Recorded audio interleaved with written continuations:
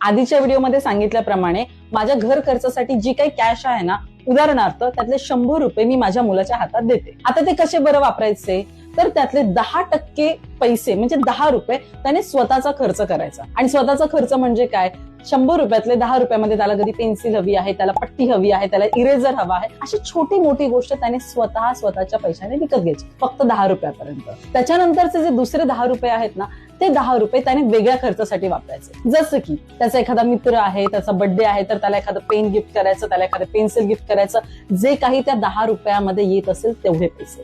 आणि त्याच्यानंतर अजून 20 रुपये खर्च करायचे स्वतःच्या फॅमिली मेंबरसाठी. मग आई वडील असो, भाऊ बहीण असो, आजी आजोबा असो, त्यांच्यासाठी काहीतरी एक गोष्ट घ्यायची. यातल्या ना 2 गोष्टी कंपल्सरी करायच्या. एकतर घरातल्या सदस्यांसाठी काहीतरी गोष्ट कंपल्सरी महिन्यातून एकदा विकत घ्यायची आणि स्वतःसाठीचा खर्च हा करायचा. मग आता उरलेले जे 60 रुपये आहेत ना, ते अशा एका ठिकाणी ठेवा जे त्याला रोज दिसले पाहिजे. तुम्ही काचेची बरणी घ्या, त्या काचेच्या बरणीमध्ये ते 60 रुपये ठेवा आणि त्याला ते दिसू द्या. आणि ते पैसे पुन्हा पुढच्या महिन्यामध्ये वाढू द्या. पुढच्या महिन्यामध्ये पुन्हा 100 रुपये द्या, पुन्हा अशी आखणी करा आणि 60 रुपये पुन्हा त्या बरणीमध्ये गेले पाहिजे. असं करत करत ती जी काही पैशांची वाढ होते ना, ती त्याच्या डोळ्यासमोर राहू द्या. जसे ते पैसे वाढणार त्याला ती कॅश दिसायला लागणार आणि जसं तुम्ही शिकवलंय त्याला की 100 रुपयाची आखणी कशी करायची, त्याप्रमाणे तो खर्च करत राहणार. किती गंमत आहे की नाही, की माझ्या हातात जास्त काही खर्च नाहीये, पण मोजका खर्च माझ्या वयाप्रमाणे कसा आणि किती करायचा याची शिकवण मला लहानपणीच मिळत आहे. त्यामुळे की नाही, कॉलेजमध्ये गेल्यावरती उगाच वायफळ खर्च माझ्याकडून होणार नाही. त्याचबरोबर